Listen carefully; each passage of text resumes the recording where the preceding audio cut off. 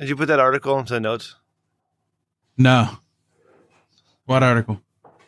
The one I put in our group chat, and I said Randy notes. You should have exclamation pointed it. Yeah, that's on you. Hey, Cody, how are you doing, buddy? System. Good. He's toothpicking. Good. Oh, he's freaking showing machismo. I'll do that right now because that's too many Machismo references. Too many remarks regarding the toothpick. No, I like it. It's nice. It's gone. You can't do that to us. What's that? He's a teaser. Cody is. No. Is he? Got you, babe. Yeah, this is what I don't know what up to 234 now. 233, baby. 233. 68 more episodes. That's what we got. Okay, we got. That's like a year and a couple of months, man. I was thinking of that. You'll be looking at the end here next year. A whole year. It's okay, bud. We can make it. Can you believe that asshole Matt was all like, "Hey, I can't make the show. You have to call in from Oklahoma to do your show." Well, he knew you weren't in Oklahoma. Stop it, Cody. I was telling a joke. It's gone. It's gone. All right. Wouldn't. I think he just flipped you off, Rem. I didn't see. Cleaning shit off my camera. I'm all out of sorts. Okay. Rem, is Cody low for you too? No, it's like last week where he's kind of in and out with his with All microphone right. stuff. Yeah. This is weird. Testing. He's good. Good? Yeah, he's Okay. good. All right. Yeah. I'll just He's just trying to give get you a up on complex, this Cody. microphone. Well, it's working. Yeah. See it. You can see it in his eyes. Very much working. Oh, Yeah. you can see it in my eyes, huh? Randy, you doing the intro tonight? Oh no! Why would I do the intro, man? That's your gig. I wanna do it, want to Cody? hear that 68 more times. Fuck Okay. it. Yeah. I was just looking at Cody. It's like you got the look. He doesn't want to be here tonight. I'm sorry, Cody. No, I'm here. I'm strapped in. I'm wearing pants. Oh, you're wearing for the pants. first time. Yeah, dude. Oh, you look. That's why you look uncomfortable. I get it. Yeah, well. Take them off. Yeah, fuck it. Who cares? No Pants Podcast, baby. Do it live. Hey, everybody. Welcome. Episode 233 of the Rich Segment Show, the podcast of this life. Better than me, I'm your host, Rip. Once again, back at you. Definitely not in Oklahoma. But I spent a whole goddamn day in 2 airports in Charlotte, North Carolina. It was the stupidest shit of my life. I'll tell you the story in a second. I'm back. Randy's here. Cody's here. We got a dog. Hi, Mara. What's up, everybody? Randy, what's going on? Well, I've come to the conclusion that my dog pisses too much and my neighbors shoot too many guns. If there was only a simple 2 birds with 1 stone situation with that one.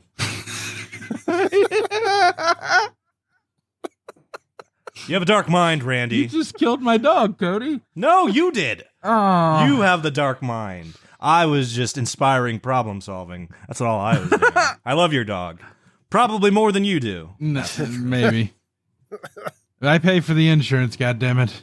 Well, that means you love him more. For sure. Because I pay $0 for your dog's insurance. Yeah. What makes you think your dog pisses too much? Because, like, he pisses, like, he pissed at the in-laws inside on the pads.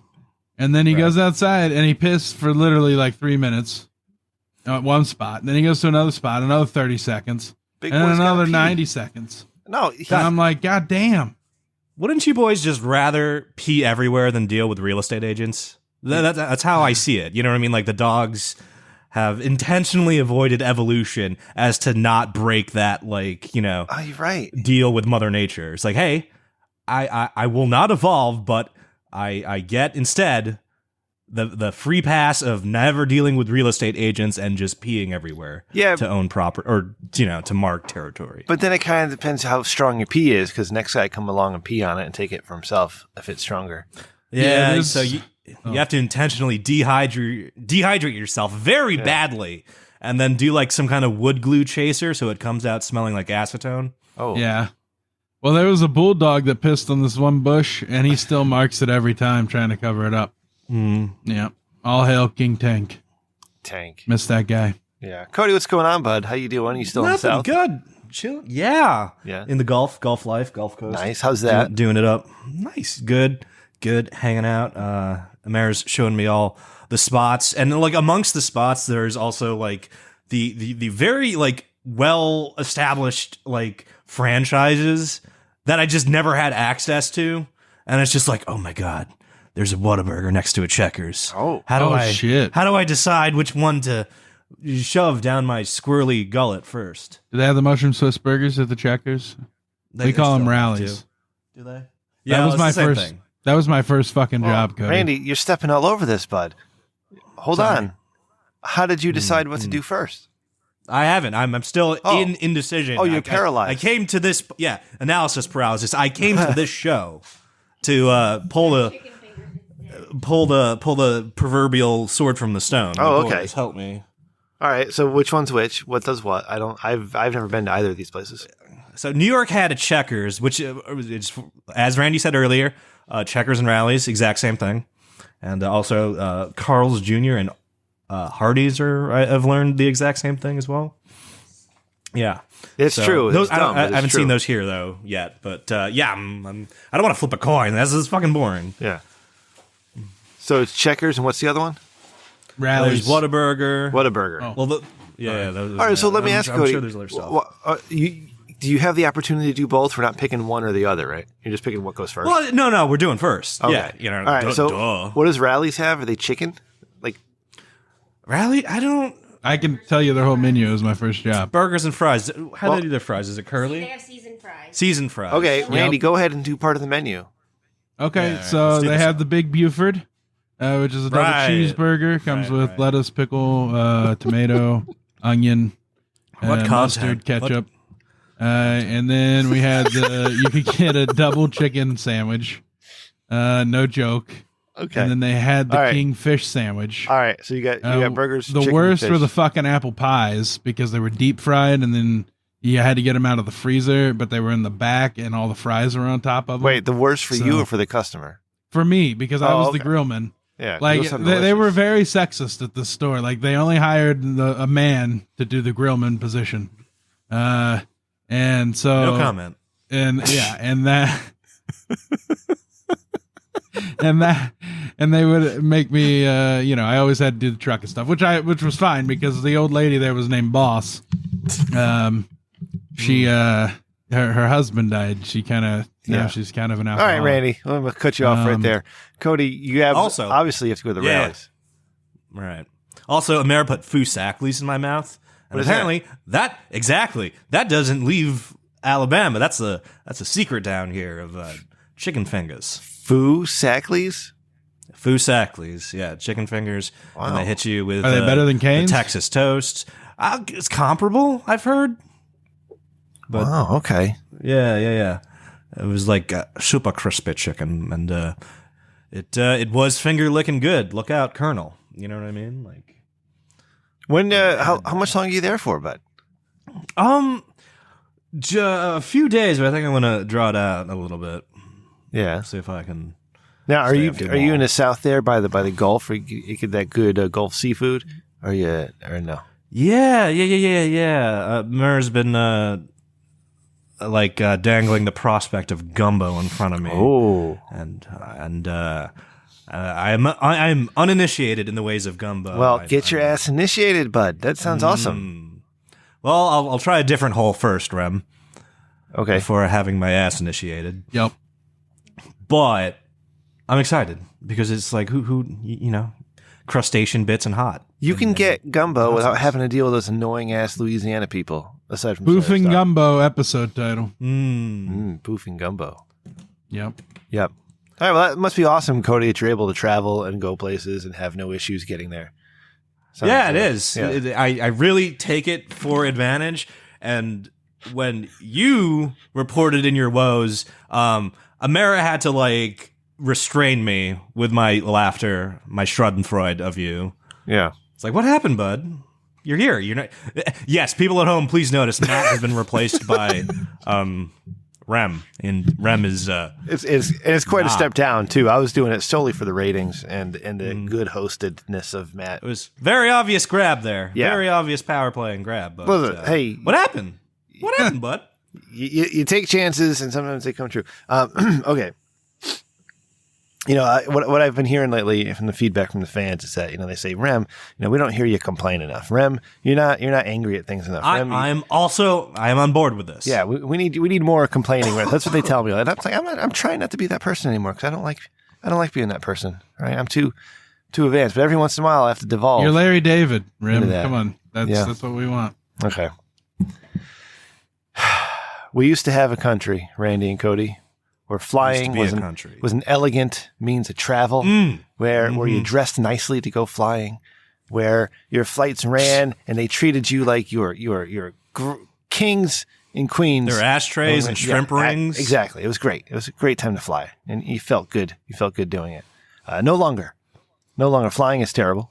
All right, they pack people like sardines in these tubes, and it's just in these flying death traps. All right. Last week, I detailed my uncomfortableness with this trip, right? And all the uncomfortableness. All these horrible thoughts, right? All these horrible thoughts I've been having, and I didn't want to go. And I talked to you guys, and I still wasn't feeling any better because you guys suck. But I then talked to my wife. Yeah. All right. So I talked to my wife on Saturday about it, my feelings, and I was all nervous and anxious. And she's like, "Hey, don't worry about it. Like, what's the worst that can go wrong? You get a later flight. No big deal. You'll get there eventually, right? It's not that big. Not that big of a deal. It'd be fine. Slam into the earth is the worst thing that happens. Well, yeah, but we don't talk about that too much. It's like, okay, so that really helped me. That made me feel really good. So Saturday, it was a good day. Got a lot done around the house. Had to get all my chores done before I left. And Sunday morning, woke up at 5:00, put my contact lenses in. Getting ready. I went to the coffee shop. I got some coffee for the wife and I got some donuts for the kids before I left. What's your coffee of choice, Rem? Is it? Let me guess. Is it Dunkin'? It's Dunkin', right? It's Neil's. Neil's. Yeah, it's a local place. Yep. Fierce. Yeah, Dunkin's like fucking water. I don't drink that shit. Oh wow. Okay. Way too advanced. Dunkin'. Yeah. All right. So Baba Rem shows up at my house. He picks me up. Right. And I got everything packed in my bag. I'm ready to go. And it's feeling good. This is going to be a good trip, right? Everything's good. Get there. I like that. Yeah. Yeah. Get to the airport on time. Plenty of time to go. Not much wait through TSA. Luxury. Yep. Check my bags. The lady asked me, "Do you have anything in your bags you shouldn't?" I'm like, "Nope, I don't have anything in my bags that I shouldn't at all." And she's like, "Are you sure?" And I'm like, "Absolutely sure." And I give her my bag, and then I go through the TSA and everything. I got plenty of time. It's going to be good. I'm feeling good about this, Cody. I walk down to gate 30, and I'm there.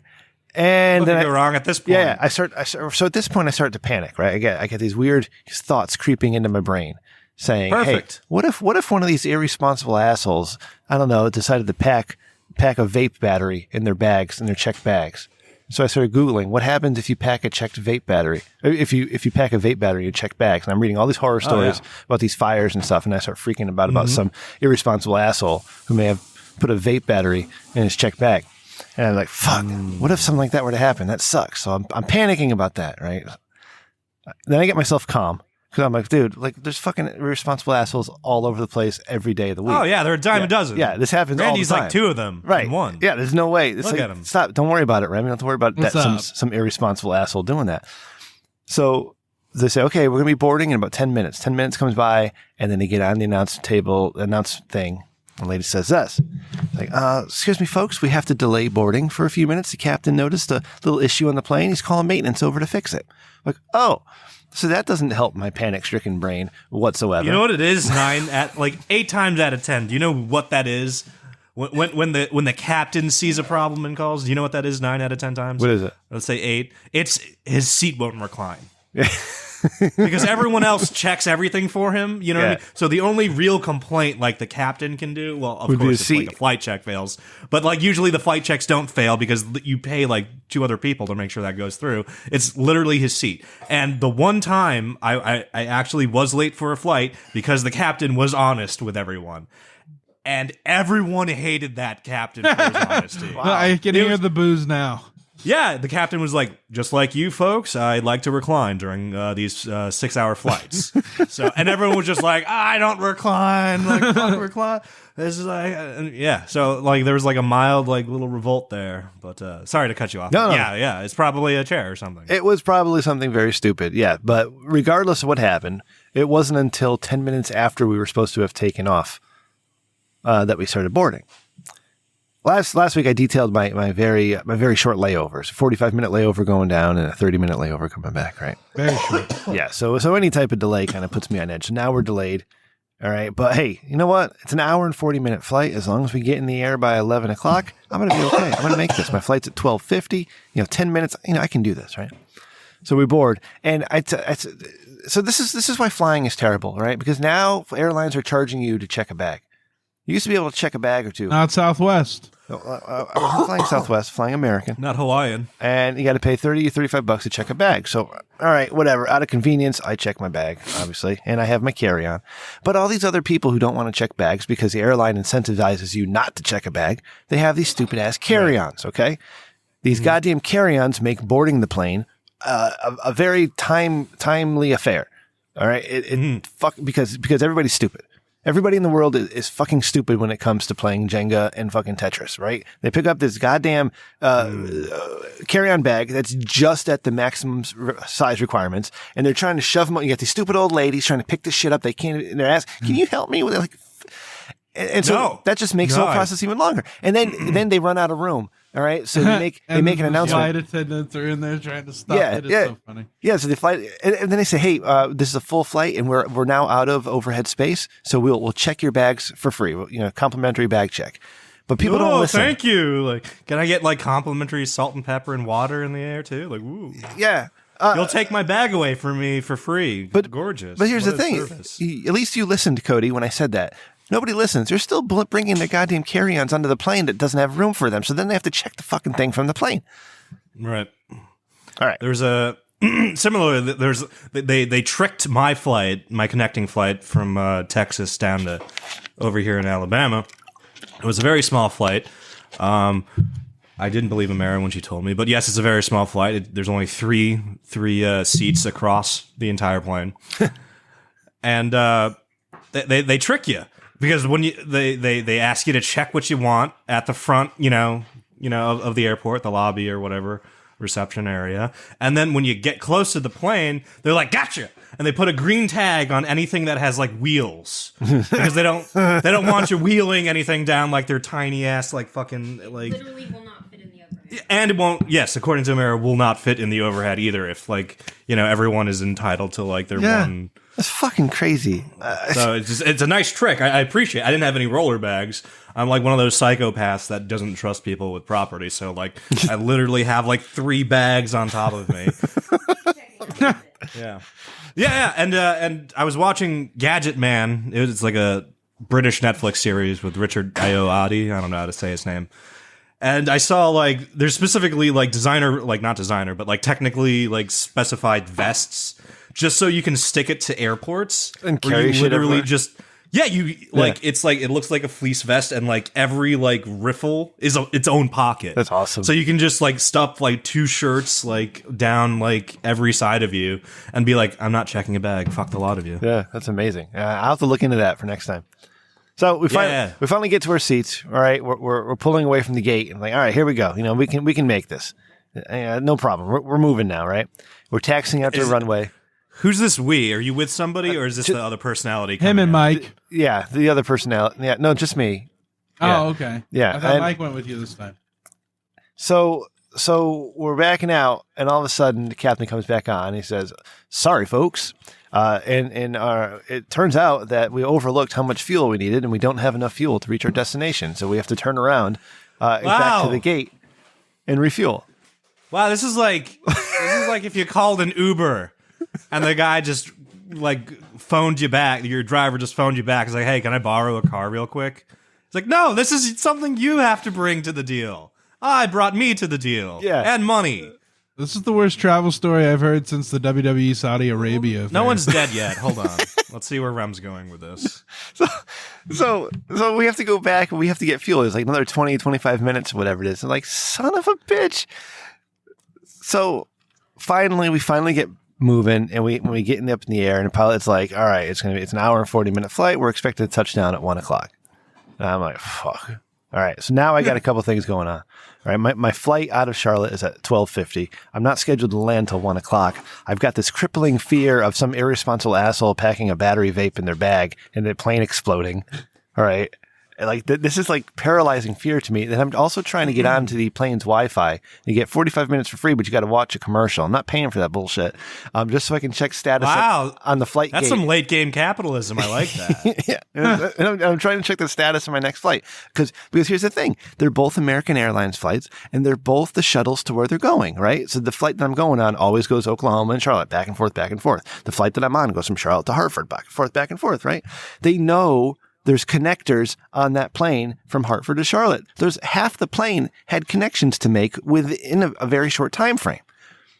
They don't hold any planes. They don't hold any gates, right? And if it was different airlines, I get it, but it's the same goddamn airline. You're late because of your maintenance issues and the fuel things. Hold it for fucking 10 minutes. You know you got these people on the plane. But anyways, they don't. All right. So we land. You know what? All right. Yeah. We land right at 1 o'clock.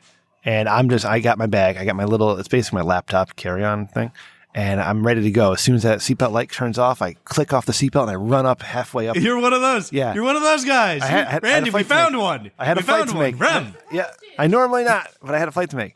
But then I got stopped because other people got out and started getting their fucking overhead bags. I was like, son of a bitch. Finally. When you sprint towards a wall, you're going to hit it, Rem. Like, well, why is this bewildering you? I know. It was just frustrating, Cody. You know, when you're in a state of that much frustration and anxiety, you don't think straight. Okay. Should have started super kicking people. That's what I would have done. Yeah.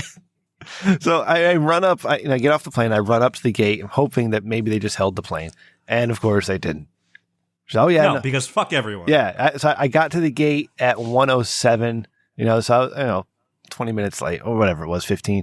And like, oh yeah, that left already. Like, oh, okay. She's like, you're going to have to go to customer service. I'm like, oh, I guess. That's really far away probably. Yeah. That was halfway the other way. And by the time I got back there, the rest of the plane that had connectors. You should have just told that guy to carry you. You know what I mean? It's like, you need to go to customer, carry me. I want a piggyback fucking ride to customer service right now. You owe this to me. I don't care if you don't work for the airline. O.J. Simpson. Yeah. You want him to carry you. Yeah.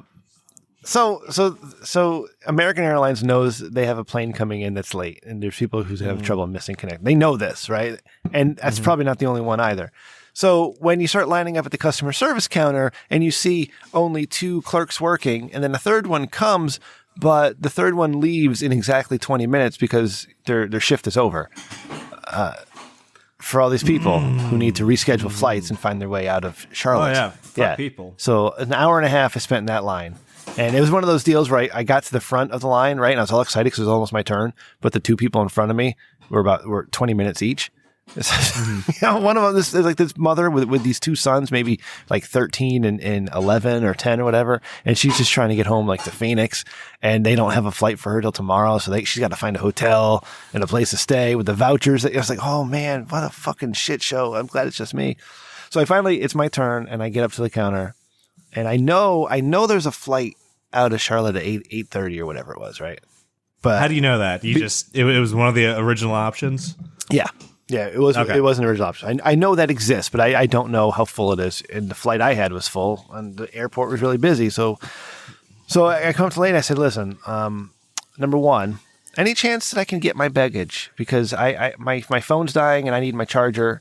Do you think I can get my baggage and do that?" She's put your charger in your check bag? You fool! Randy. That shit's halfway already to the destination. Shut up, Randy. Like, it's on the plane. Okay, where do you think it is? Okay, she's not going to go magically fly up to the plane. But here's the thing: uncheck your bag and bring it to you. She said, "You silly fuck." She said, "Fuel."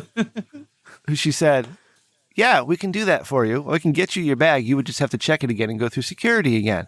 And I was like, "Oh, okay. Let's talk about flying. I'm getting to the bag thing. It's important to the story."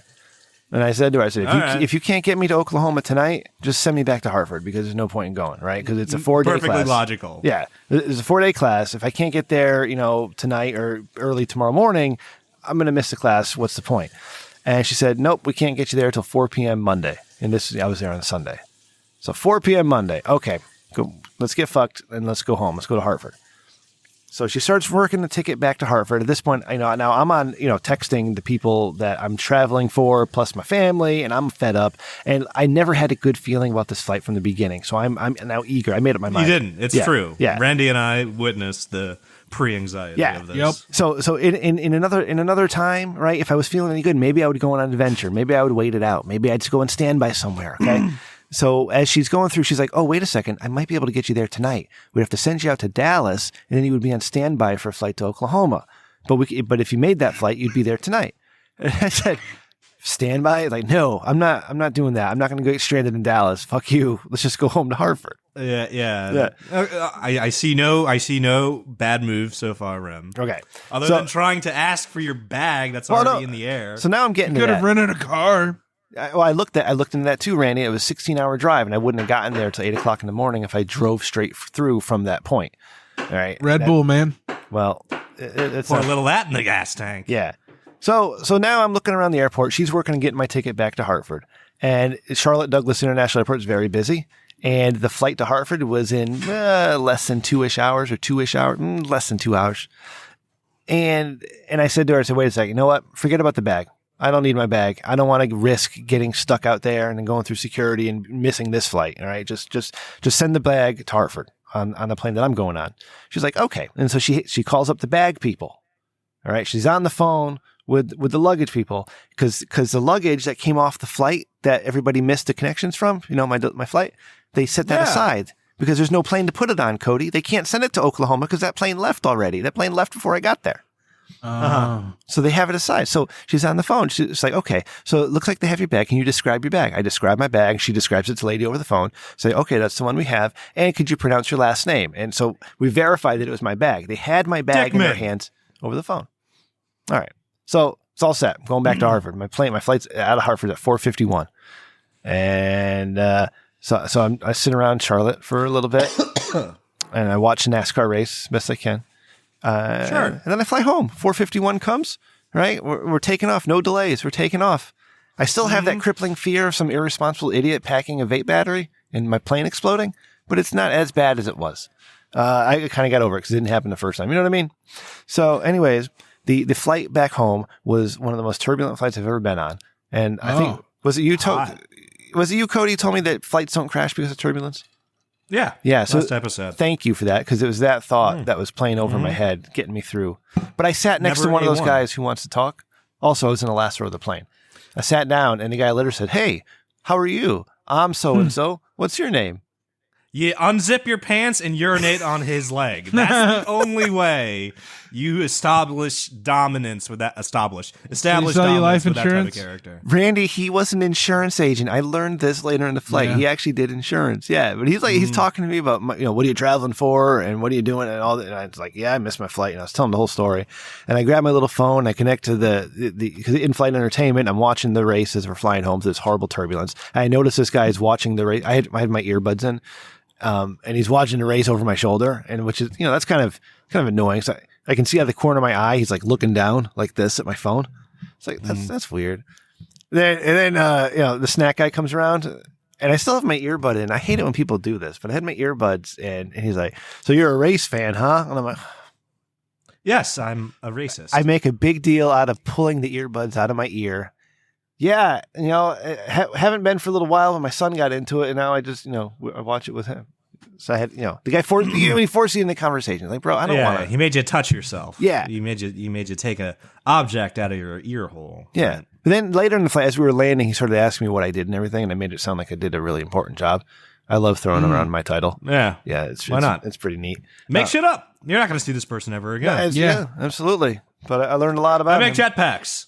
It's funny. He almost ended up working for my wife's company. It's weird how life works. So anyways, you get off the plane, right? And I have to arrange a ride. So my wife decides that she's going to come up and get me. And my father dropped me off in the morning because it was just early to bring all the kids around. But my wife comes up to get me. She brings a little one with her. And at this point, I landed, so 4:51. I'm trying to do the math in my head. So about 6:30 we landed. And I get off the plane. And I text her, say, "Hey, I'm here. Where are you at?" And she's like, "Oh, we're in the building or outside." So I go around to find her, and there's two baggage claims on the bottom floor, and coming in's on the first floor, and she's on the first floor. Say hi and everything. The little one's all excited. He gets to see the airport. So we go downstairs to the baggage claim, and we go to the baggage carousel, and we're waiting for the bags to come around. And there's like 5 of them left, and I look at this guy, and I'm like, "Is that it?" Yeah. And he's like, "Yeah, it stopped moving. It's all done." I'm like, My bag's not there. this poor guy, he's one of those nice like airport helper guys. He's like, "Oh, well, it's their responsibility to get you your bag, and you got to go to the baggage claim counter. It's right over here. You can go to this office." Piggyback ride. Yeah. So I went to the baggage claim office. Like, God damn, like what the fuck? This day just won't fucking end. Go to the baggage claim office, and I said, "Hey, I don't have my bag." And he's like, "All right, what happened?" I was like, and I told him the whole story, and I told him how, and I say, and he looks up, because we have the receipts, they can track your bags with the barcodes. He's like, he types in the number, and he's like, "Here, come over and look at this." So I have to go to the other side of the desk. He's like, "Yeah, it's just dick butt, yeah, like on the other screen." He said it's on its way to Oklahoma. And I was like, what? What? That's a brave man. Because he was like, "Come here before the bad news." You know what I mean? If I have to break bad news to someone, I'm making sure they're like at least like right hook length away in case it gets bad.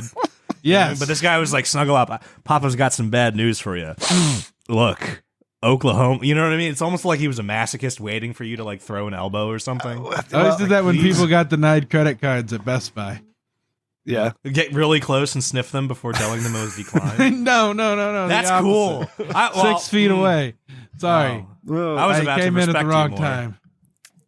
So I'm dealing with this guy, and so he's on the phone, and now he's doing his best he can. Right? They have to tag the bag, and then reroute it back. And he's like, "Okay, so it's on its way to Oklahoma. We got to get it back to Charlotte. We got to get back to Hartford. You should have it tomorrow." I'm like, "All right." So My charger's in there. Yeah, well, I had other chargers, but at this point, I'm realizing, wait a second. I put my toiletries in my suitcase. I checked all that, and in my toiletries, I'm a contact lens wearer, and in that case of my toiletries were my eyeglasses.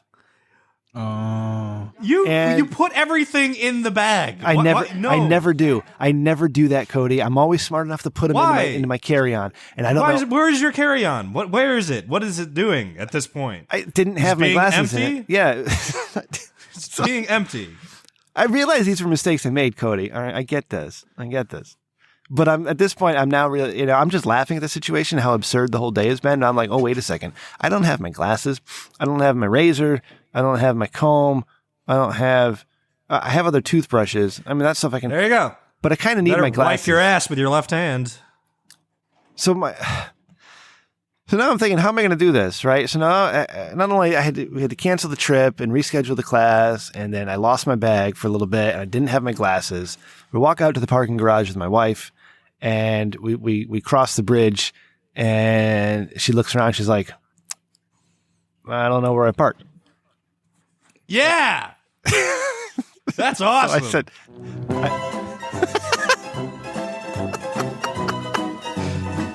let's just stay here for a moment. This is great. It's just rich. It's creamy. No one's hurt. It's nice. yeah. So I stopped and I looked at her. I'm like, "I'm sorry, what?" She's like, I know I parked around here. It's doubling, Randy. Oh, it stopped. So I said, she were walking up and down the aisles. All right. I'm like, "You got to retrace your steps." The fob isn't clicking or something? Well, and I said, we got to retrace your steps, and grab the little fob and start hitting the buttons, right? So this one, no, we got the little one with us, but the 2 other kids are at home. So she had been trying to call the older kids to tell them that, I landed, we were on our way home, but they weren't answering their phones. So when they're not answering their phones, my wife starts to freak out a little bit. All right. So she's freaking out over them not answering the phones. And then she realizes she doesn't know where she parked. And so she's got double freak out. So now me, who's had a stressful, horrible day. You're like, at least I'm not my wife, and laughing at her like, yeah, mess. That, and also holding in all the rage. Like, how the fuck do you lose the car? Like, that's like the first thing you don't lose is the car. So I said, okay, let's retrace your steps. Get back over here. Let's go back to the beat where we came in from the garage. Does this bridge we crossed, does this look familiar? Because you said you came straight in. No, this doesn't look familiar. I'm like, oh, okay. Now think, did you cross a bridge when you came into the building? No, I didn't. Okay, so we're on the wrong floor. Let's go down 2 floors. So we got back in the elevator, popped down 2 floors. We eventually found the car. Just added, another 15 minutes on it with stress. Yeah. Fun. Man, speaking of fair, losing that is a me cars, move. That is a like, me can move. I I would do transition? Like, that's a perfect segue. Into what? Because I'm not done yet. Oh, okay, never mind. I lost my car. Sorry. Oh, yeah. Write it down and you can get to it. Okay. So you don't forget it. Yeah. All right. So we're driving home and I'm trying to figure out a plan how to do this without my glasses and just my contact lenses. Because if my bag comes, I don't want to not have my contact lenses in and not be able to see anything. Or if there's an emergency, I don't want to wake up and have to, wait a second, hold on, fire in the house. Let me put my contact, So I make the decision to sleep in them like Randy does. And Cool. Yeah. All right. No, this is fine. Yeah. So Monday morning comes and I'm typing in all the stuff from my bags, right? Trying to see where it is, when it'll get here, and you can track it. You can actually track your bags. And I saw that it was loaded on a plane and got to Charlotte, and it was scheduled to come by, and that they were going to pick it up. That my bag was scheduled for pickup by the delivery company at 7:55 p.m. and it was scheduled to be delivered by 1:30 in the morning. Like, wow, that's commitment. That's dedication. I'm gonna have my bag at 1:30 in the morning. Yeah, but at least I'll be able to take these goddamn contact lenses out, right? Well, anyways, 1:30 in the morning came. I went to bed. I waved my signature so they could just drop it off, and I wake up in the morning. It's not there. They didn't come. It's like, what? Son of a bitch. So I emailed the company. I'm like, hey, what's up? And they said, oh, it's just a technicality. Our system's broken. It says 1:30 a.m. for everything. Your bag was picked up at this time, and it's scheduled for delivery within 6 hours. It finally came Tuesday at 10:50. So I had the contact lenses in from like 5 a.m. Sunday morning until Tuesday at 10:52. Which was terrible. It was miserable. It's a miserable experience. Fine. Swampy.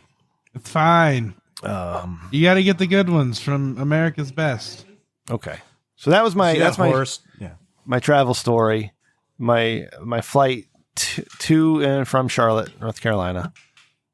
I did learn something though. I learned several things. I learned 1, don't fly American. Yeah, what you got? 2, don't fly through Charlotte. And number 3, you know what? If you're in a good mood and like traveling, it actually really is easy just to fly somewhere that's just a couple hours away and then fly back the same night. That's not that bad. It's like taking a car ride. Yep. Very wasteful car ride. Yes. Yeah. That contributes to fucking global warming. Yeah. Yeah. So we need that old. We need old school airlines back, but I don't know where to I don't know where to put the onus on. You know what I mean? Because it's already expensive. I don't want to pay it, but I want like old school Trans World Airline. We need to get the government out of the airlines. Just go full private on it, all of it. I don't give a shit. Well, yeah, that's an option. It's just you can fly in a private jet without any fucking security pat down, but it's astronomical. Yeah, it shouldn't be. Cody, we need How to do go we back. not make it astronomical? You know what? And we're fucked because they did this on purpose. Like after 9/11, they did shit on purpose to kind of destroy people's wanting to fly everywhere because it sucks. It's just a horrible goddamn nightmare experience. Ugh. One of the worst days that I've ever had. It's just a free sinus infection. You pay a lot of money to get jet lag, confused, and have clogged up sinuses. Yeah, and they're like, thanks. Thank you. That very money much. would have been really heavy to carry around all day. I didn't want Thank it you, anyways. American Airlines. Yeah. We're trying to decide to either if we're gonna Sticky. fly or drive to Miami for the Jericho cruise. It's a tough decision. Listen, if you can fly direct, fly. It's all the connecting flights that fuck everything up. Well, there's only one airline that goes direct, and it's Allegiant. Yeah. So it's not the best. Are you not allowed on Allegiant? No, I'm allowed on it. Okay. Why? James Corden. Why the fuck? Yeah, he got kicked off of Ryanair. Oh. Because apparently he's being banned by a lot of places because he's just quote unquote nasty. We'd have to get there 2 Ryanair days was one of early. them. That's the problem with Allegiant. Oh, okay. See, I might be like a fucking hobo, but when I had to run, between Boston and New York City when I was in college, literally the only way to travel was a fucking megabus. Yeah, people do that all the time. Yeah, dude, because it's like literally $20 gets you from Boston to New York. Yeah. And on a comfy bus with Wi-Fi, electrical sockets, and a shitter. It's just like, why? This is amazing. Yeah. You know what I mean? Like, I know Boston and New York is like, you know, quicker than most places, but like if you can fall asleep with Wi-Fi and just wake up where you need to be for $20, that sounds like a fucking deal in this economy. As long as you don't get molested on the bus. But I think when we I have a reschedule, story. I'm just gonna we have 2 stories now. Don't forget it. I'm gonna reschedule and I'm gonna take a camper. I'm gonna rent an RV and then take the whole family down and make a vacation out of it. All right, Cody, put a pin in your story about getting sexually assaulted on a megabus. That wasn't the story. Oh. It wasn't about me. A bus was involved with inappropriateness, though. Okay. All right, but Were you fondled? It wasn't me. I just said it wasn't me. Where's your head? Sorry, at, Randy? Shaggy. yeah, no. Let's talk about Zoinks. Randy. Randy's experience losing his car and his experience at AEW Dynamite last night. All right, bud. So I'm so excited. yeah, it was great. I got off work early. We left. We went down there. We went to La Rosa's for spaghetti aplenty. Spaghetti aplenty. You get as many plates of spaghetti as you want. Italian hibachi. How many Yeah. is that, Randy? How how many plates of spaghetti are you? And breadsticks. Kristen's And in the chat. breadsticks. This motherfucker. So anyway, it was a good deal, and they let us take some to go and gave us to go Cokes, and it was only like $7 a plate, so or $7 a piece. But it's infinite. Yep. It's a good deal. So they really fucked up, and then we went downtown to this lager bar that overlooks the river, and we got like $5 well drinks, and she got a flight of beers. And I drank some of them, and there was a really good cider. And then we walked over to the arena, up some stairs, and we're like, "Fuck, it's cold. We should get our hoodies." And I needed to go put my vape in the car because I wasn't going to get through security. Yeah. Guess I would have. And oh, really? You got to put it in your shoe, Randy. This is like tuck it in there. Yeah, Randy. My flights never blew up either, so. Yeah. Well, anyways, Here's what you do, Randy. You put it like in your mouth, and then you get a mask to go over it. So you that's can like, brilliant. yeah, you know, or like, yeah, just tape it up to the inside of like a face mask. I'll try that next time. But this time I fucked up and I was like, I'll go to the car. I'll make the trek. And so I pulled out my phone because I put a pin where the car was parked. Smart man. You hear this? Yeah. You hear this? You hear this, she-rem? Whoever you are out there, you she-rem. This is the right move. Yeah, and it said it was in the middle of Interstate 71. So I took off, walking towards the interstate. And I got like 3 blocks away from the arena, and I was like, all right, this pin's fucked up. Okay. And so the problem is I used Apple Maps, and I should have used Google Maps. Why would you That use was Apple my- Maps? Why is that downloaded? Get that out of your phone. Because I wanted to try it out now that they added multiple destinations. You see, and this is what you get. This is hubris. This is Eve taking the apple. This is God striking down the Tower of Babel. This is Randy using Apple Maps. Okay. Well, it fucked up, and I walked way too far. So I kept walking a block because I kept finding parking garages. I remembered how much it was. It was $13 for the day, but I couldn't find one. It kept being $20, then $15. I walked all the way down to Paycor Stadium where the Bengals play. Like, there's a red stadium in between it. You look lighter, Randy. You look like you've lost weight. Wait, Thank did you you, not? bud. Did you park? Did you? Wait a second. Well, let me finish, motherfucker. Okay. All right. Fuck So you. then I'm like, fuck it. Kristen's calling me at this point, and I'm like, motherfucker, you can't call me right now. I'm fucking gonna die. All right. And I try. So I said, I'm done. Randy legitimately was just like, to his own wife, was like, no calls. I'm walking right now. And to his own then wife. then I was like, fuck, and I ran into one of those scooters, and I scanned it with my phone and got my PayPal linked up to it. and I went to take off on it, and it would only go 5 miles an hour. And I was like, fuck this.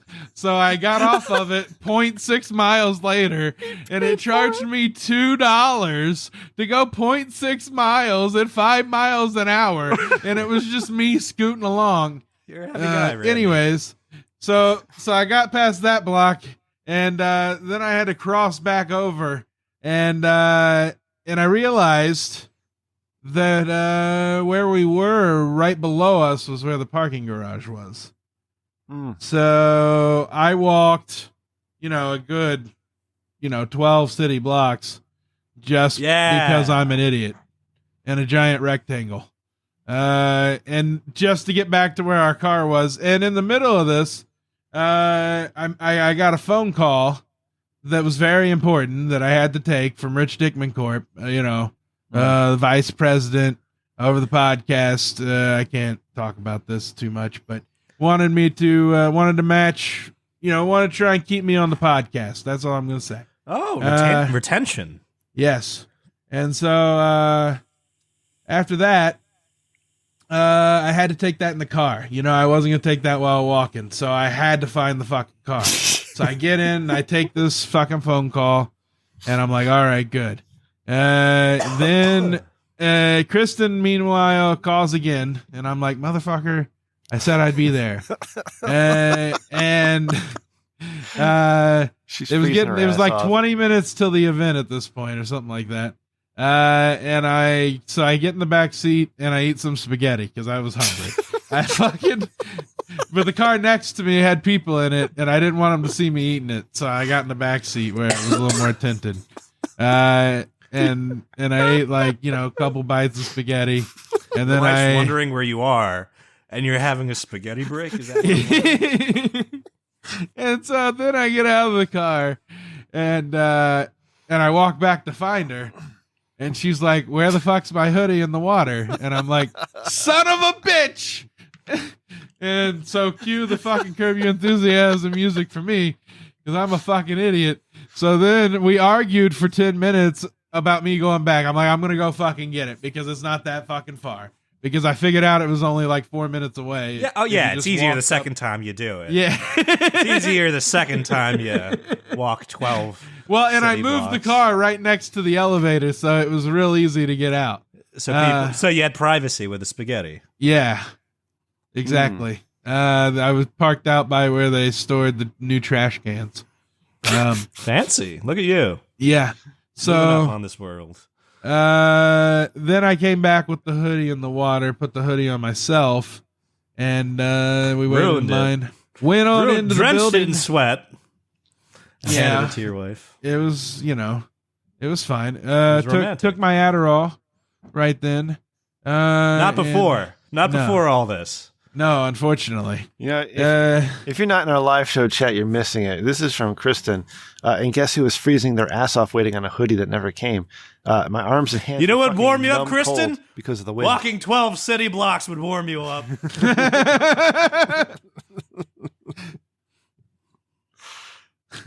Husband of the year right there, bud. All right. I got possessed by Randy there for a second. That was weird. Okay. Well, thank you. We went in, got through security, and Kristen goes to the bathroom. I start walking because she goes in here and there's another entrance over here. I start walking. Well, that's the women's restroom too. Some lady yells at me and says, sir, that's the women's restroom. And I'm like, oh my God, I'm so sorry. And I fucking turn around and I'm like, where's the men's restroom? And I was waving my hands and she's like, over there. Bro, you could have been like, how dare you assume my gender, you bitch. Yeah. No, I couldn't have. Yeah. I couldn't pull that off. Large individual could, but not me. So I went to the men's restroom, got in the stall, had to summon spaghetti. Had to summon the Larrigot. You took a shit at AEW Dynamite? And lived to tell the tale on his podcast. Here we are. Yep. And so got that business taken care of. It got out, found Kristen. We show them our seats. It's on the floor. And we get down there, and as usher, we're walking, and I'm explaining to her where I think the seats are. And she looks at me and goes, And I'm like, oh God. You know, my rivalry with deaf people continues. But it's okay. I'm married to a half-deaf person, so I've settled. He gets the pass. He can say the D word. Yeah. Deaf. Yeah. What happened? Who did the thing to you? The usher. Why? Because Who she's was deaf. leading us. Yeah, she couldn't understand what I was saying. Okay. And so then she took my phone and it kept locking and she kept going, you know, like shoving it in my face. And then Kristen wasn't paying attention and she walked around and this lady was screaming at her. And I'm like, Kristen, like, get the fuck over. Because she was walking around. There was a guardrail at the end of our row. It was right next to the timekeeper's table. So like we had to go in this one section and Kristen was walking around it. So deaf lead the deaf, as Kristen says. So like I backed off and said, Kristen, you got to deal with this lady. Like after my last interaction with a deaf person back in 2009, I can't offend them anymore. Yeah, the restraining order is still in effect. Yeah, it's all because they considered it, child Taboo. endangerment because I didn't let them know that the child was crying. Fuck that. Fuck Ohio and their laws. Anyways, so we get there, we sit down, we're like, man, these are great seats. I start taking pictures. I start sending them to people bragging. Of the seats alone, I like to imagine you're just like taking pictures of the two, not the scene, not the atmosphere, just the seats. Yes. And these seats have been there since 1975. Ooh. So they were made for a lot smaller people than Kristen and I, but luckily we were in the end right next to the guardrail. She kept pushing up against the guardrail and the security guard kept pushing back. But, the guy who was sitting next to me didn't show up until like 5 minutes before Dynamite started. And he edged me so hard. I thought I was going to have fucking comfort. Okay. And then he got there and took all my ballroom. Sorry, buddy. Yep. And interesting verbiage. On you? No, on the floor. Man, isn't that crazy how people manage to spill so much beer when they go to events? Like when I went to Money in the Bank, wrestling with my dad, and Chris O.C. was there, and he got us down on the floor, and like there was just like puddles of beer and water everywhere. It's not all beer. Well, you know what I mean. Yeah, but like I couldn't believe it. That's how disgusting everybody is. And then Randy, you're brave enough to take a shit in an arena, man. Like I know I've seen those bathrooms after an hour. Yeah, it's like how like half of the Alien movies start. I think somebody takes a shit at AEW, yeah, and then like chest Boofing gumbo. Anyways, so we were down there. So finally the front row showed up. Like nobody showed up like for dark elevation, but there were some good matches. But then finally the front row started to fill in, and this one lady comes in. Like probably 80 to 90 pounds, but like has her tits out. And the guy in front of me is like, holy shit. Wait, like dude. you mean like nipples out? No. Like, but almost like they're taped. Oh, okay. It's like pasties. Showing all the exposedness. Yeah, all right. And anyways, so she also had like a cat case on her phone and she was in latex. And anyways, so the guy in front of me is like... You're sure you're at an AEW at this point, right? Yes. Okay. Just checking. In Cincinnati, Ohio. And the dude in front of me is like, that dude has to look at that dude's wife all night, but not look at that dude's wife. And I'm like, and his wife's looking at him like, dude, what the fuck? Like, and I'm just looking at her laughing. Anyways. So then the event started. I got to see Dalton Castle and the boys come out. That was pretty awesome. Yeah, I've seen them.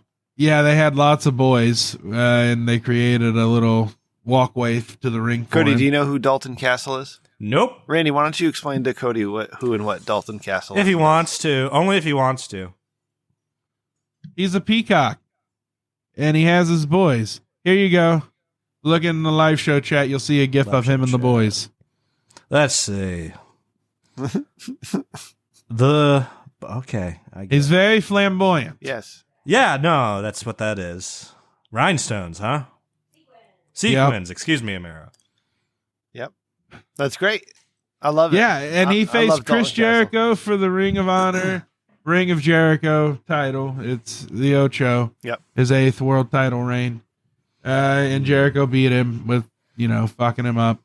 Dalton Castle, but it was a good match. His finishing move, Cody, fucking him up. No. It's good. Straight to the point. You know what you're it's getting. the Judas effect. I'm sorry. He finished him with he's fucking him up. Sorry, that one got me. Well, then so they get to the main event. There was a women's match. Sorry, the women's world title was defended. Why are you apologizing for the women? No, I'm apologizing that I skipped over them. He's apologizing I it's didn't so mean to. bad in AEW. No, because Saraya came out and beat the shit out of Britt, threw her into the crowd. They're gonna break her neck too. Poor thing. Yeah, no. Well, anyways, in the main event, Hangman Page got lariated To and hell. concussed. Yeah, he got Lariat knocked the did. fuck out. Yeah. Cody. Randy got to see them stretcher him out, and Randy was like cheering and shit, and like taking pictures of the stretcher. No, I was saying cowboy shit. That was cowboy shit right there. Getting knocked the fuck out. God. Randy, can I want to like get some kind of like GoPro rig that just captures your expression only whenever you go to wrestling. You know what I mean? Just like something that'll like A camera and B camera. During You know what I the mean? MJF promo, my mouth was wide open. I was That's like, what we need. We need content like that, buddy. and I had to be like, and then when Regal came back at him, holy shit. It was powerful stuff. Made you feel. That's good stuff, Randy. Good job. You had fun? Yeah, good. Yeah, it was a good time, and got like-minded people around. Yeah. Got to see It's the, dangerous. you remember AJ, the promoter for Cincy Wrestling? Yeah. Everybody. show. He was handing flyers out outside. I texted him during the event and asked him if he was scouting Dalton Castle. He said no, but some of the Cincy guys were working. I think some of them were the boys. Did you go talk to him? Yeah, for a little bit. Yeah. We high-fived awkwardly. Yeah, you kind of led with the wrist on that high five. Well, that's how he did. Did I ever tell you about the guy at Papa John's who every time he would talk to you, he would put his left hand up for a high five? And I didn't know if he was like, he would do it like that's constantly. weird. Yeah, And, it's weird. and I would, at first I would high five him, but then like after a while, it's like, motherfucker, no. Like, I'm not high fiving you because you just got a $3 tip. No, you just grab his hand. Just when you put it up there, you just grab it. He's the guy who got in trouble. Sexually harassed? Somebody said he looked like Ron Jeremy, and he got real pissed. Oh, And said he was gonna those whip are his fighting ass. words. Yeah, those are fighting words. yeah. I mean, well, it depends Okay, I on don't- what stage around Jeremy they're referring to. Those are fighting words. No, it's not. No, Rem. What? Are Wrecking you Ball telling me? Ron Are you Jeremy. telling me? I made you Are you think telling about me there's a version of Ron Jeremy you would switch places with right now? Wrecking Ball, Ron Jeremy. Yeah. Through all time and space? Yeah, absolutely. Oh my god.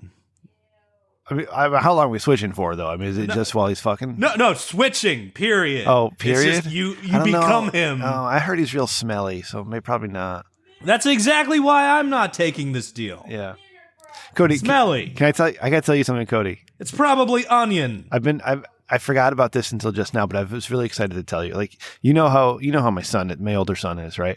The one who makes the videos. Kind of. Yeah, well, he's got the William YouTube. Byron hat. He had the opportunity to have everybody sign his hat, but he said no. It's a 24 hat. Only William Byron can sign it. Right. Oh, yeah. That tyke. Yeah, that type of kid. He's a lot like you. Mhm. So Oh, he's in. yeah. He's got this TV studio class that he's taken. He's a freshman in high school now. Yeah, that's when I started doing shit. Yeah. Create a video, 9th period. Woo! Yeah, In and- the basement next to the elevator shaft. And so he loves it, right? 'Cause, he loves Yeah, doing that buddy. stuff with this stuff. So he comes home and the other day, and he's got like all this shit with him, and like, oh, I know what that is. I'm like, what you got, bud? He's like, I got this from school. Check it out. And he takes out this 4K camera that he's got to use for a Whoa. project of his. That's up there. Yeah, and they just he just signs it out and he gets to keep it till he's done with his project. And he's got the tripod and everything. So he's got it. He's all excited. But Cody, you know how you get when you're excited, but you don't show how excited you are. Yeah. You know what I mean? Yeah, you just make the unintelligible gurgling sounds. Yeah. But someone you don't even cares. know how to. Anyways, he was having trouble expressing out. But it was funny how just how excited he was for this goddamn camera. Yeah. But 4K, that's incredible. Like I'm actually blown This reminds away. me of whenever I was on yearbook sophomore year, and they gave me a digital camera that used a floppy disk. Holy That's- shit! I remember. That's interesting.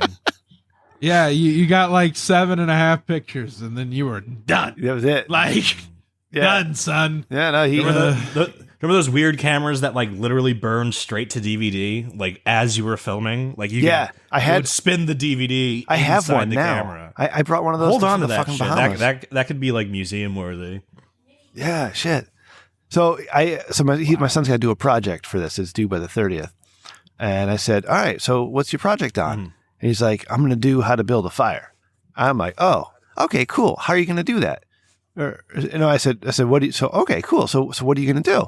And he's like, "How to build a fire." Like, okay, yeah, but like, what's the process? Yeah, How you gonna get there? Teach the boy. Yeah. But then I don't know if you saw the potato chip video that I did with him and how I steamrolled him in that video because No, I got to get in there. yeah. Well, I started doing the thing that I do and started giving him all of my ideas. I'm like, you know what you should do? You should do this, right? You got some fall colors out there. You should take that camera right now. You should go film the trees and get some B-roll. You know what B-roll is? Yeah, you know what B-roll is. So get some of that stuff. And now you can start practicing on your editing software at school and you can make this even like the best project ever. Yeah, and then you know what else you could do? You could like film yourself walking up to the fire like the bushcraft style. And then he's looking at me like, okay. I'm like, eh. I said, oh, you know what, buddy? I'm sorry. I'm doing that thing again. I apologize. This is your project. I'll help you, but I'm done. I won't give you any more ideas. No, the help has to come from the technical standpoint. You know what I mean? Let him do his own creative thing. Yeah. So like I was about to say like, yes, like teach the child the concept of, B-roll and you can, use that for cutaways and whatnot. But like, don't tell him to like, stage a shot per se or like, where to use it. But yeah, you're on the right track. Yeah. So it's his project. Yeah. So I teach my kid lessons by beating our ass at Monopoly. hell yeah. Good. Yeah. Kids Thank need their God you ass said beat. Monopoly. You know what I mean? Like in a way, it's more cruel to do that via Monopoly. So. Hey, life's cruel, motherfucker. No, listen. I feel like, yeah. My brother-in-law asked producer Chris, okay, when he was a little baby, everybody kissed his ass, all right? He was like the family favorite, and he was a spoiled little brat. He was a piece of shit, and I couldn't stand him as a little kid, all right? And we would play chess, all right? And I would beat his ass at chess every time we played. And I never gave, but everybody else, they would let him win. Like I would watch his sisters. Yeah, that's fucked. They'd let him win, and I'm like, what are you doing? Why are you letting him win? Make him earn it. And I would beat his ass, Cody. Beat his ass. Right. One day he beat me. Right. For real. And Right. it was one of the best days of his life up to that point. Because he earned that shit. Yeah. I don't know how I got there, but I got there. Yeah, it's always the weird. I also had like a slightly like I relate to producer assistant producer Chris, and that I was also like that until my dad like stomped me in chess twice. Yeah. And it was pretty much like, earn it. And then the one time I did, I was like such a spoiled fucking asshole brat, like gloating in his face that he never played chess with me again for the rest of his life. Oh, shit. And it was like, but the thing was, I want you to imagine like a 42-year-old dad doing that to his son the first two times. You know what I mean? He was gloating in my face, and I was about like 12 at the time.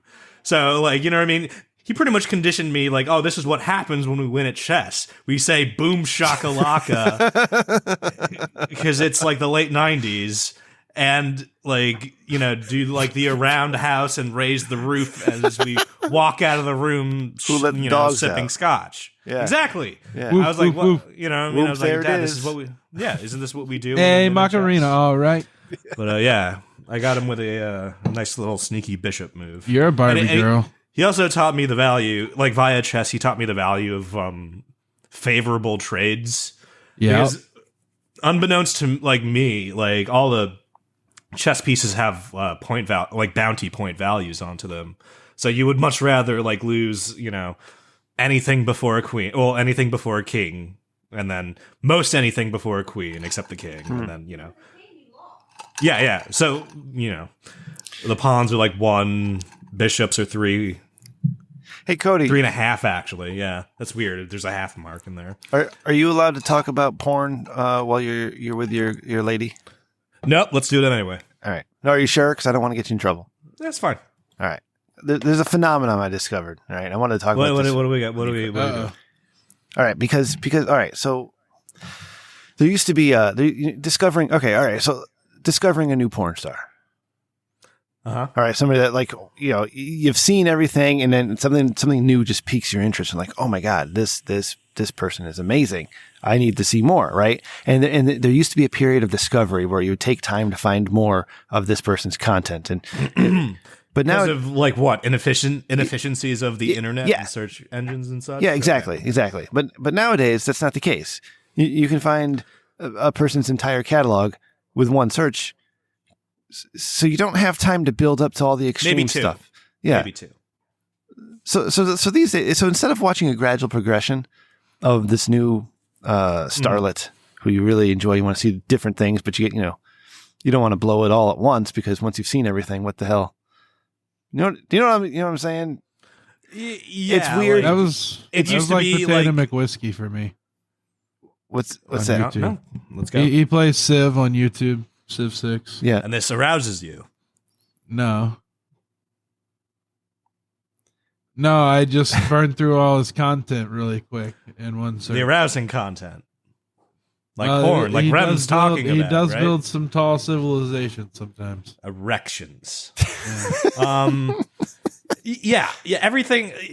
And Rem, like, I totally agree with you, but the thing is, it's not just porn now. Like, it's literally like anyone doing anything nowadays is instantly accessible. Yeah, I get that. It's just the thing, like with porn these days, because there's so much porn. All right, it's everywhere. You get desensitized to a lot, so you have like really niche things that'll get you off for certain people. All right?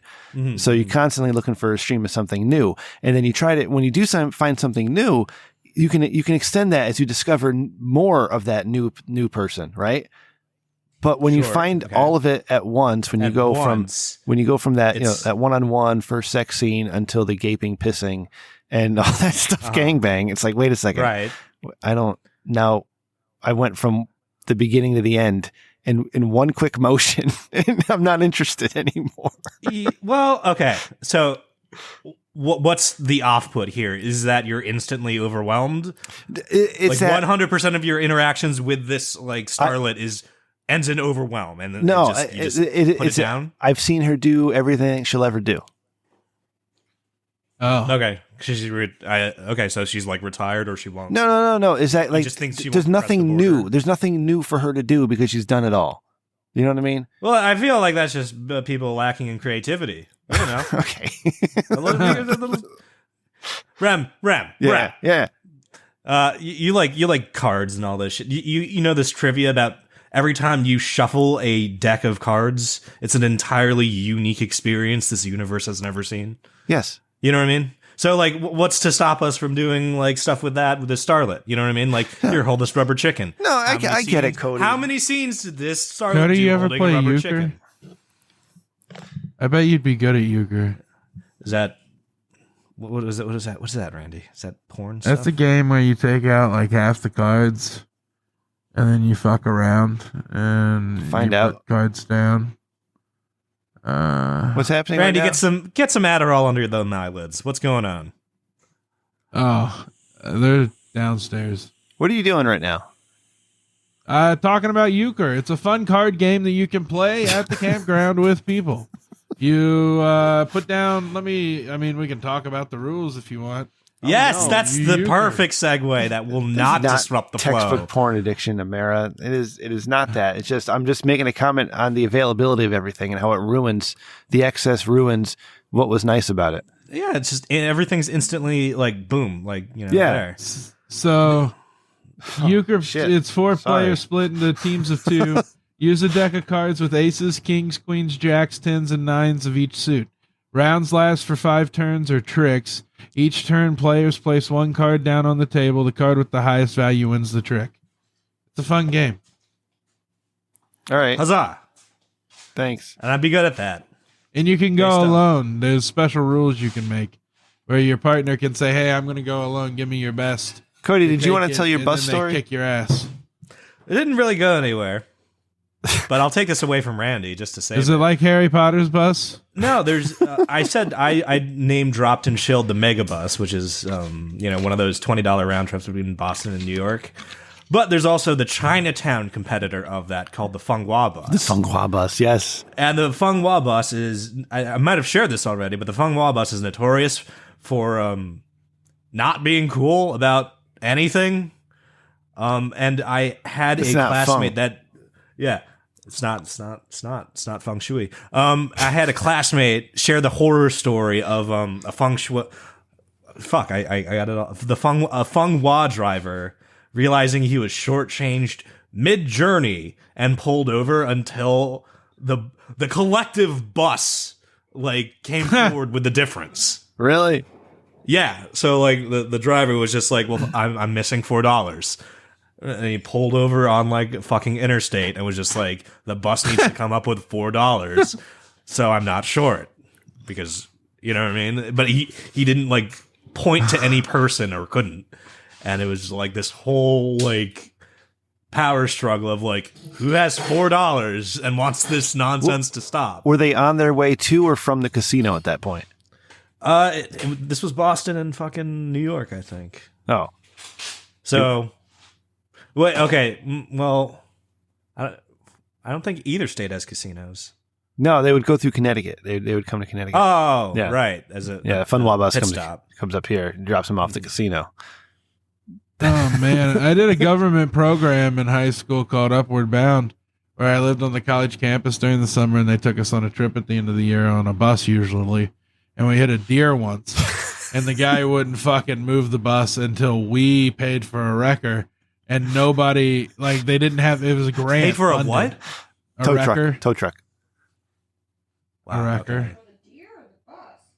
Anyways, so the director had to use her personal credit card to get us moving. Wow. And then we got down to Atlanta and we were getting off the bus and there was 40 people fighting on Martin Luther King Boulevard. And then she was like, fuck, get back on the bus. Get back on the bus. Man, it's getting wild out. It's getting wild out here, man. Yeah. Cody, what time zone are you in right now? I don't know. It's 10 Central. Thank you. Okay, so you're Central. You hear that, Rim? We would have been in the same time zone, Cody, if I was in Oklahoma. Thank God. Yeah. Thank God American can't get you to where you need to go. Yes, thank God. Randy, do we have a bumper for our Laws of Power segment yet? No. Okay. The guy hasn't come through. Okay. Do you want to kick it over to Cody for our 5th Law of Power? Or All also, right. do you want to recap what the first 4 were? Yes. The first law of power, never outshine the master. Second, never put too much trust in Why do I friends. always Learn have how to use pee enemies. the worst when Randy's long-winded? Law It's 3, just like the- conceal your intentions. Like bladder Law nose. 4, always say less than necessary. And Cody, law 5 is... Law 5. So much depends on reputation. Guard it with your life. Reputation is the cornerstone of power. Damn it. I'm a little high. Through reputation alone, you can intimidate and win. Once it slips, however, you are vulnerable and will be attacked on all sides. Make your reputation unassailable. Always be alert to potential attacks and thwart them before they happen. Hell yeah. This is just a fucking cookbook to be paranoid. No, it's not We at all all. love this. It's 100% right. Meanwhile, learn to destroy your enemies by opening holes in their own Yes, reputation. absolutely. Then stand aside and let the public Holy shit. opinion hang them. I am so good at the Laws of Power. Cody, this is shit I do, man. My reputation is impeccable. And I snake around, and the people I don't like, I Stab them in the calf. I chip away at their armor by planting seeds of doubt in other people. You know what I'm doing right now? Wow, that's psychopath. That's hard. That's hard psychopathy. There is a potential. There's a potential promotion spot coming up, right? That is in that is the town that I grew up in, and that's where the job is located. I mean, and when I got into this business, I said to myself, "That's my goal. That's where I want to be." Right. So what you'd cut a fucker to get there. Yeah. And so what I'm doing right now, as I'm getting ready to put my stuff in to put in for it, is I'm planting seeds. I'm letting people know what my intentions are in order to discourage them. Because of my impeccable reputation, they say, "Oh my God, this one's in the bag for that guy. I'm not even going to bother." Just leave snakes in their office, Rem. It's cheaper, probably. It's probably easier just to put snakes in their filing cabinet. Wish me luck, Cody. Wish me luck. You probably spend a lot of energy just doing stuff like this all day. Yep. It's a lot of calories. You could hire that guy from Mr. Robot to find their... Where's Cody going? He took his headphones off. I think he went to pee. I had to pee. Oh, how did he hear that? He didn't have headphones on. Holy shit, he's got good hearing, impeccable hearing. This is the first time Cody's ever taken a pee break during the show. Yeah, what the fuck happened? He's going to be so paranoid, too, because he doesn't listen, so he's not going to know what the fuck we're talking about. Yeah, we should talk about his penis. What do you think it looks like? You know? Do you think he's circumcised or uncircumcised? Oh, how do you feel about circumcision? Are you one of these assholes who be like, "I want my circumcision back"? No. Okay. I like the, I'm fine with it. Fine with what? You know? I didn't choose to exist. I didn't have to choose what happened to my penis. Yeah. No, it's true. And, I'm better off for it. Right? Yep. Oh, Kristen says AEW is coming to Mohegan Sun.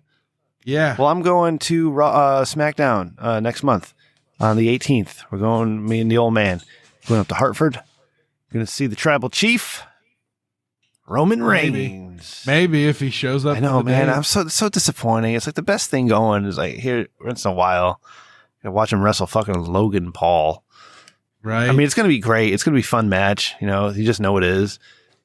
But I want that excitement when Drew McIntyre was about to pin him, and I bought into that, and I was so excited it was finally going to happen, and then it didn't. Anyway, hey, Cody's back. Cody, how was your wiener? Your pee? Great. Yeah. Did Randy start? What's your making sense penis while I was look like, gone? Cody? We were trying to decide. It's heroic. Heroic. That's a good way to describe it. So, like, I imagine your penis has existed throughout every generation and has slowly made the world better by helping people.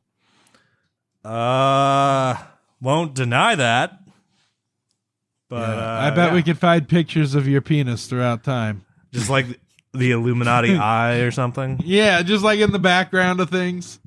All right. Sorry if this sounds weird. I got to pop the screen back on my microphone. Something happened to it. What happened? Did it fall off? I don't know. It looked like it took a fall or something. Yeah. Oh. All right. Well, Cody, thank you for reading us Law 5 and the 48 Laws of Power. We're going to keep doing this every week, and we'll finish these before the show ends, so that's good. But yeah, protect your reputation, everybody. Your reputation is important. Yeah, you can get a lot done just off of reputation. At some point, you have to, actually, do something, but reputation gets you far, so protect it. Well, yeah, I fucked up at work and let slip to somebody I shouldn't have that I have a podcast. Oh, really? And that's how you get the bad ending in life. You let people know you have a podcast. and they asked me, what it was, and I was like, "No, I don't want to tell you, bro." Hell no. I'm making this like really good friend at work now, my teaching partner, and all I want to do is I want to tell him about the podcast. I'm like, hey man, if you ever wonder why I'm really good at this is why. Good at what? Banter? Yeah, good at teaching and talking to people. But then I don't want to, because what if we stop being friends? And what if he wants to tell people? And I don't want anybody I work with Protect your reputation to know. Yep. It's how it goes down sometimes. That's right. But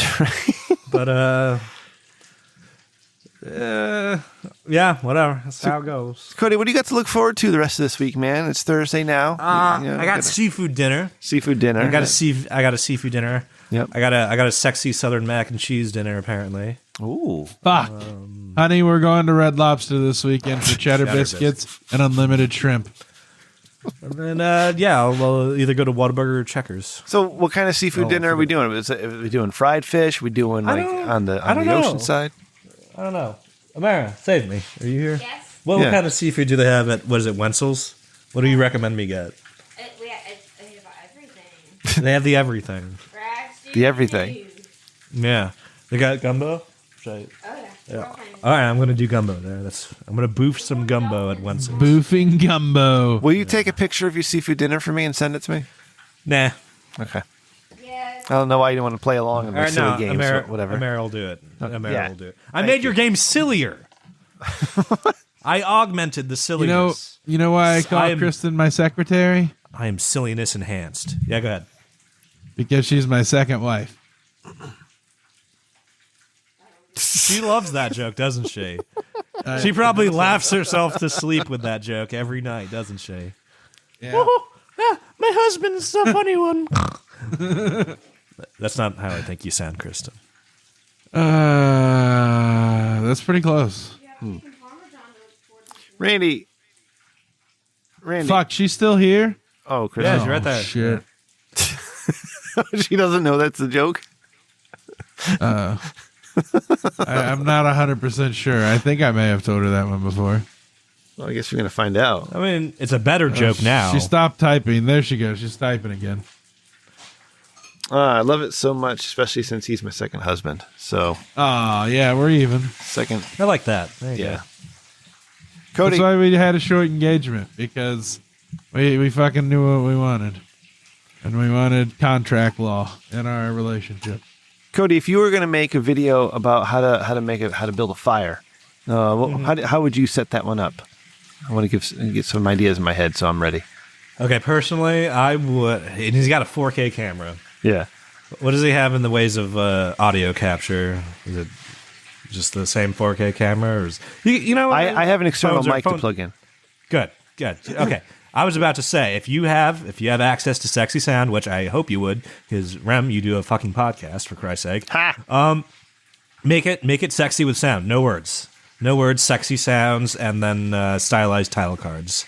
No words. And yeah, you know what I mean. Like show him like, you know, like taking a knife and making like the tinder nice and sawdusty and small, and then, you know, making it into like a little cone with like dude, little fire. You should do the pyramid style. Campfire ASMR. You're doing silent ASMR. bushcraft. That's what you're doing. Yeah, do that. Silent, You're like the guy in My Self-Reliance.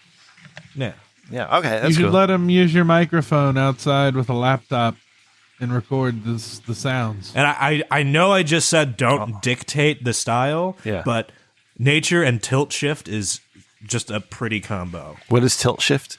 Tilt shift is where like the focus is banded on like vertical stripes, and it gives the illusion of if you take a aerial with tilt shift going, it gives the illusion that whatever you just took a picture of is a miniature instead of an aerial photograph. Oh. It's just, yeah, tilt shift just puts like the focus on like bands instead of like circles. Like if you Googled a picture like tilt shifted something, you'd totally know what I'm talking about right now. Okay. I'll keep that in mind. I'll find something. Yeah. We got all these pretty colors. You can tilt shift those into some really good B-roll. Yeah. Exactly. Yeah. Randy, you said something. I'm sorry. What? Okay, cool. All right. And then what's next, Cody? After you get back to Hawaii, you hanging out there a little bit? You traveling again? Oh, he Yeah. should use the pyramid style. Whenever Oh. he fucking does, he should put The pyramid- a little base layer of logs and then some tinder. Yeah. And then a little base layer and then another layer and then some tinder and then another layer. And then, lighter fluid on every fucking layer, of course. Make sure. Because I cheat. Yeah. Yeah, and then some gasoline, a little bit of oil from your last oil change, Rags. and a mattress. Yeah. That's how I start my fires. Oh, the shit, Cody, that looks like a miniature. All right. Holy shit. Yeah. So it's not. That's just a building like top down perspective.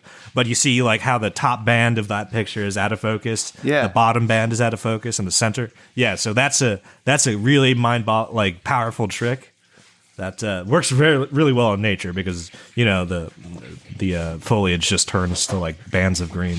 All right, cool. Yes, there you go. Photography with Cody. He's gonna need a drone. 100. Expect some phone calls from me this weekend. I hope you're not doing anything. Okay. You should totally rent him a drone from the library. I didn't say I was having macaroni and cheese and seafood all weekend, but fucking whatever. Don't worry, Mara doesn't mind. Did you know that you can now rent a Wi-Fi hotspot from the library for 28 days? Wow, that's incredible. Yeah, and so if you have 2 people in your household, you can just keep exchanging them and get free internet. What? What the fuck? Really? Yeah, my aunt does it. She lives in a fucking tiny home. Oh. Up Roy Rogers or something like that. Sheep bugs? No. No. Okay. All right. I mean, anybody have anything else they want to talk about? Any stories they want to tell? And not just to waste time, Randy, because we both have 5 o'clock wake ups. But I don't know what you like to do. Well, I could talk for days. I got a story about this friend of mine who he finally got his tooth fixed. How many after 3 toes did he years. have? 10, I believe. You should check. No, you want me to text him? No. Yeah, more time. No, stop it. Stop it, Cody. Ask him about his teeth. How many teeth does he have? How many fingers? Ask him all the mundane questions so the show never ends. So, No, here's what stop. he told me. He said someone was running his mouth about someone else. I was looking at him, probably smirking. This is how he lost the tooth. And making a comment knowing me. He started saying he'd beat my ass, and I told him I don't give lessons for free. He continued, I told him I'm too old to fight for free, but if he wanted to put some money up, we'd have a little contest. And so he threw down a $100 bill, and he proceeded to get his ass beat. And then That's a beat the weird other thing guy's to ass. say before putting money on it. I'm too old for this. Let's put money on it. Is Yep. that what I just heard? Okay. He lost the tooth. He lost a tooth and a meth dealer that day. And his heart grew 3 sizes. And with that, ladies and gentlemen, Randy, say the words. Let's get out of here. Let's bring this baby home. Thank you, everybody. Yeah. Thank you, everybody, for hanging out tonight. And I'm happy to be back. I never wanted to leave in the first place. You didn't go anywhere. American Airlines held your hand to a strange place, and you said stranger danger, no, and they took you right back. Absolutely. Always say stranger danger. But thank you to Cody and Randy and Matt for being willing to step in tonight. But he didn't. He'll be here soon. Because Cody didn't want to record on Thursdays. Cody was like, no, fuck you guys. I'm not recording on Thursdays. I got seafood and macaroni and cheese. It seems like we're not grasping this concept. If you like what we do, you want to support the Paycheck show. just hit the bank. Oh, hell I'm yeah. going to Waffle House or Denny's. And you That's go what and that fuck wing yeah. is. get some gambling going on. Tell a friend and leave a review if you'd like to see more of that. Check out the Patreon, patreon.com/RichDickman. We got to get that back up so the boys can do Stony Curiosity Hours again. You'll see the videos, the shows. Hey, come in at the top tier, get a t-shirt, I think. But check out what we got going on over there. RichDickman.com for all your Rich Dickman needs. Click the merch tab, get yourself a t-shirt. We got the Eat the Rich t-shirts. Get a lot of those. Get like 3 holidays coming up. Get like 3 Eat the Rich shirts for your family. You know, there's a documentary series on Netflix called Eat the Rich. Oh, cool. So get the shirt and then watch the docuseries. Maybe we can get sponsored. But get that. All right. Get that shirt. And we can look at the YouTube link. You can watch our videos that we have up there, like our behind the scenes. And we have the episodes on YouTube as well. So subscribe, listen to our friends, listen to Matt's podcast, Not Fume Consumption Podcast. There's lots of fun every week. RichDickmanShow@gmail.com or at Rich Dickman Show on Twitter. Executive producer Randy's at Sir0 with an E or Sir0 with an E at gmail.com. Cody McCann is At Cody McCann, CODYMCCANN on Twitter. That's right. Producer Ryan at Ryan TRDS. My mother at Rem_Mama. And I, of course, am at Rem Dickman. Randy, if they want to get back on that voicemail train or join us anytime, how do they do that? Well, you got to have an IQ over 118 to enjoy Cody's Twitter. Just saying. No, dude, I talk about food. I love all your the Twitter, time. Cody. It's my favorite. I What? know. What? I love it too. Don't That's fucking what I'm listen to saying. Randy. Randy's being an asshole. Fuck you, Randy. Don't be like that. No, I'm just saying, like, it's good stuff. My IQ is like 90. If you want to You get just all the gatekeeped content that the patrons You pay told for, less but for people to free, go to my Twitter. Why do you think this is a favor? bit.do/TRDS1. If you want to leave a voicemail like people did last week, 860-316-4776. Yeah. And we love you, everybody. And we're looking for those dicks of the weeks, too. Be like Svensson. You can send them in richchickenshow@gmail.com. You can send them as MP3. You can leave a voicemail. All right? I won't make fun of you the first time. Yeah. Just like Svensson. I mean, Svensson got it because Svensson was being a dick to Cody. That's why Svensson's getting it. Yeah, don't be a dick to Cody. Cody's the best It part wasn't of the even show. that. It was, I want to know more about that voodoo shit. Like, you know what I mean? He was just like, oh, I met this voodoo practitioner and he has Voodoo girlfriends. princess. Yeah. Yeah, I was like, oh, that's the weird thing. Oh, that's the thing. Oh, I forgot part of Dynamite. Ryan Nemeth came out, and John Moxley called him Dolph Ziggler. That's great. Thank you, everybody. Good night. God bless you, Randy. Boosh. See it. Oh, I fucked up, Boosh. I fucked this kid. You all right? I'm really fucking hungry. I think I'm gonna eat some cookies. Yeah. I was gonna stop you. I have freshly made cookies. I love freshly made cookies. Who doesn't? You know what? I made brownies, and you know what I did? I replaced the water with milk, and I replaced the oil with butter. I added a little bit of cocoa powder and a dash of vanilla. Motherfucker, Kristen, I swear to God, if you ate 6 fucking cookies, Oh shit! I will call you out. You already did. I mean, Oh. we're all still recording. And I'm making horrible sounds in my microphone. This is bad. My microphone's all fucky. Uh-oh. Cody's microphone's all fucky. Oh, fucky. Bye. Bye. I love you.